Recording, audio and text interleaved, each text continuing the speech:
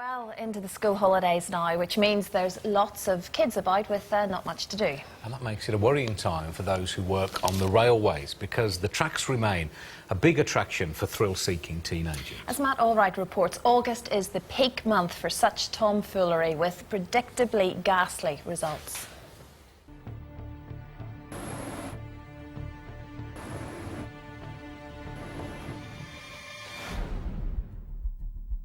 I do remember I kept on saying, is he dead? Is he dead? And he says, no, he's really, really badly injured. Whatever warnings are given, however hard it's made to get in, for some reason, train tracks can look pretty inviting to kids. Mother Wendy Smith has learned firsthand just how devastating the consequences of trespassing on the track can be. It's a horrific thing. Society is geared at parents go first, and when you lose a child under whatever circumstances, it messes with your brain because it's not that way. There are tens of thousands of miles of railway track in this country, and last year more than 50 people lost their lives on it. The whole network is patrolled by just one force, the British Transport Police. You may be looking forward to a peaceful, relaxing summer holiday. They're not.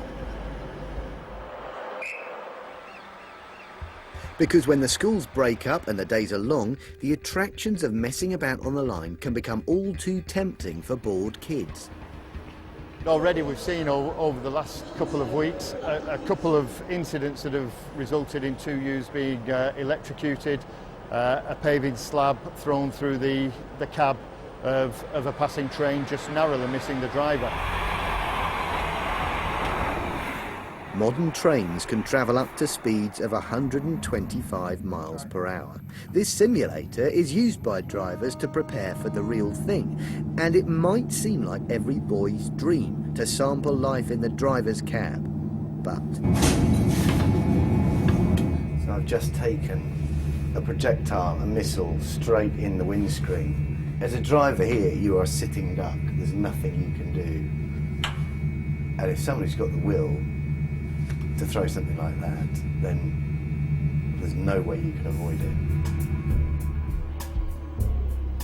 And tragically, for many drivers, it's not just bricks and concrete that hit their trains.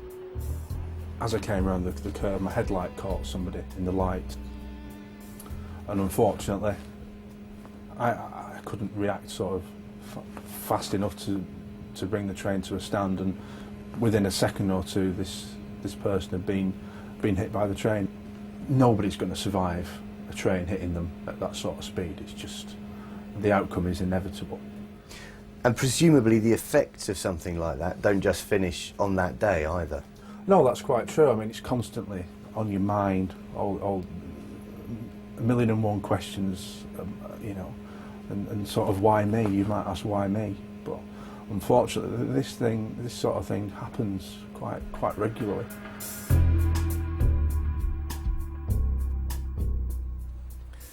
Everyone likes to have a laugh when they're a kid, doing things that they shouldn't do, you know, knocking on doors, running away, climbing trees, that sort of thing. But when the risks are so great and so obvious as they are in this case, why do it?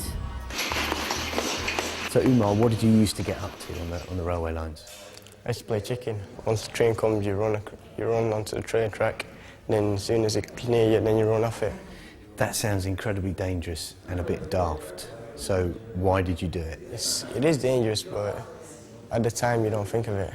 You're bored out of your brain, you're a little kid, you've got nothing to do, no job, no nothing. Overcoming that kind of boredom is the challenge.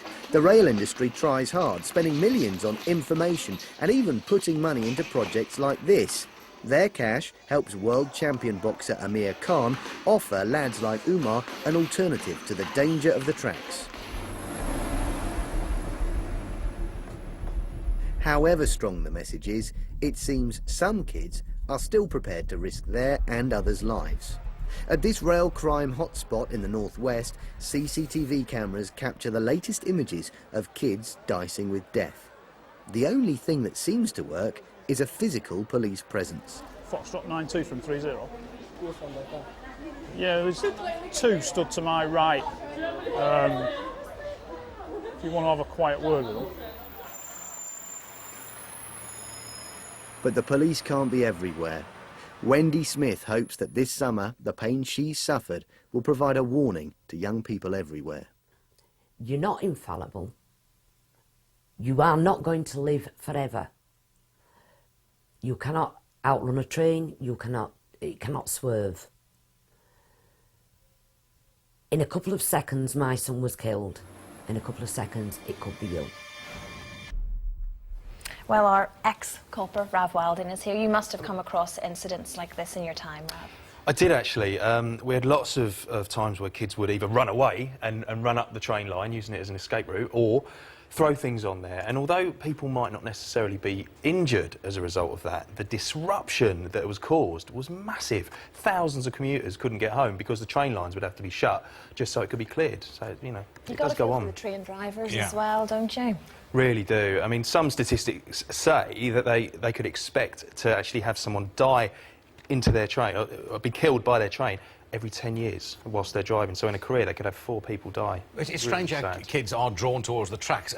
I look back now, I was a bit when I was a teenager. It's just ridiculous, absolute insanity. I don't know what I was thinking. Well, it's probably because education's the key on this, I think, and people don't know how dangerous this is. And for example, a kid wouldn't actually have to be on the train track to get electrocuted. They could even be about 10 feet away, and the electricity, 25,000 volts, could arc its way over and still deliver a lethal shock. So kids might not be aware of that. The campaigns have worked, haven't they? Numbers are down for this kind of thing, so even though we're at a peak time now, year on year, they are going down. It's certainly a step in the right direction. Last year, there was a 13% reduction in rail crime and 30% reduction in the 100 hotspot areas where they're specifically being targeted. So, certainly working. OK. OK, right. Thank you very much.